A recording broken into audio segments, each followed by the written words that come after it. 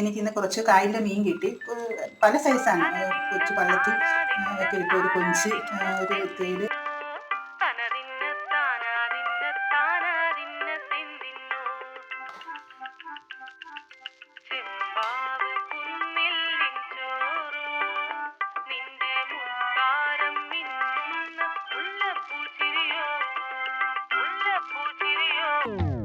ചെമ്പാവ് പുന്നെല്ലിൻ ചോറ്, നിന്റെ മുത്താരം മിന്നുന്ന മുല്ലപ്പൂച്ചിരിയോ.